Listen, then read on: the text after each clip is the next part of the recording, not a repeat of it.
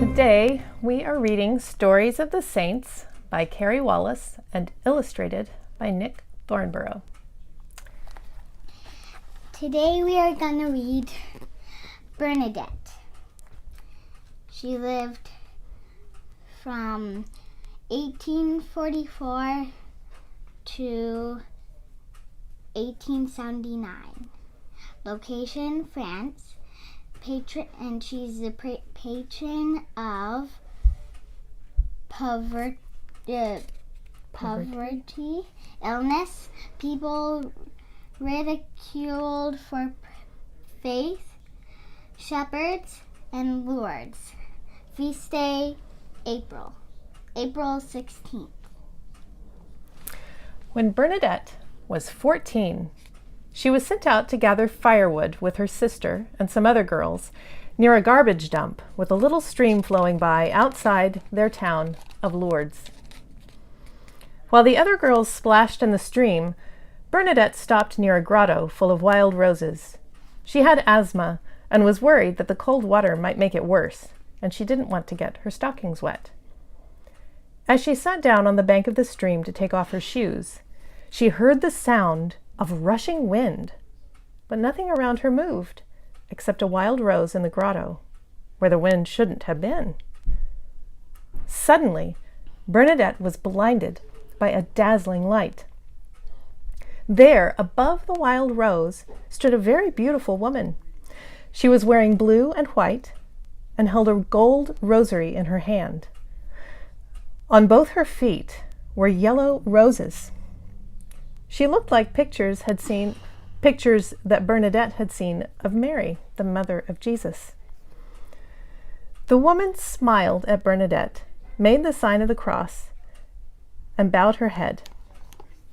Bernadette didn't know what to do next, so she got out her own rosary and began to pray. To her surprise, the woman began to pray with her in Bernadette's own language, Occitan, which Bernadette almost never heard from the priests at church. Then she vanished. "Did you see that woman?" Bernadette asked breathlessly when she caught up with the other girls. "Did you hear what she said?" "We didn't see anyone," the other girls told her. 3 days later, when Bernadette and the girls returned to the grotto, Bernadette immediately fell into a trance. Again, the beautiful woman stood before her, smiling and praying. None of the other girls could see what Bernadette was looking at, which made some of them nervous and some of them angry. One of them threw holy water at the grotto, and another threw a rock that broke into pieces on the ground. When the rock broke, the woman in Bernadette's vision disappeared. A few days later, when Bernadette went back to the stream, the woman appeared again. "Come back to this grotto every day for the next 2 weeks," she said. "I do not promise to make you happy in this world, but in the next." When Bernadette told her mother was worried. "I don't want you visiting that grotto again," she said. But Bernadette went anyway, and every day she saw the vision. By now, people had begun to gather around, wondering what in the world was going on at the grotto. None of them could see the woman, but they could see the strange things that Bernadette did. "Drink the water from the spring near this grotto," the woman told Bernadette. "Wash in it and eat the herbs that grow there." So despite the crowd that had gathered, Bernadette began to dig in the ground and drink the water that bubbled up. Everybody in town knew that water wasn't any good. It had been muddy for as long as anyone could remember, and when Bernadette knelt to drink it, she looked as if she was just eating mud. But as the crowd watched her, they realized that the water from the new spring she had just dug was as clear as glass.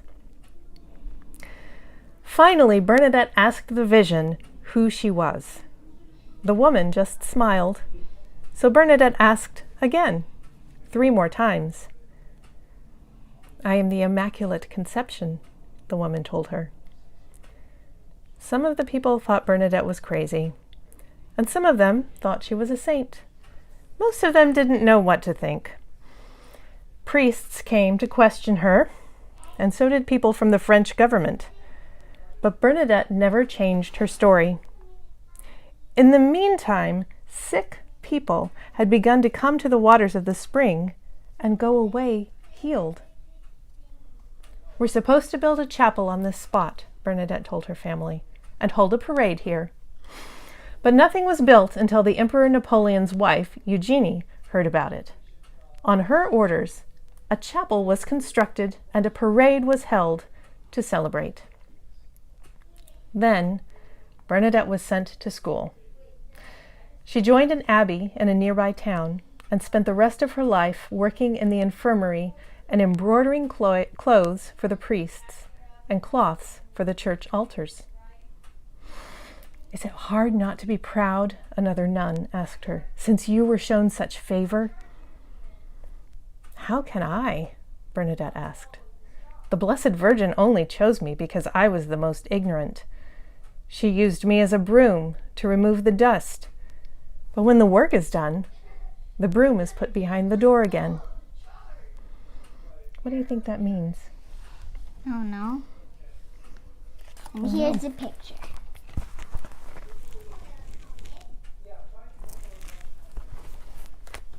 That's the story of Bernadette.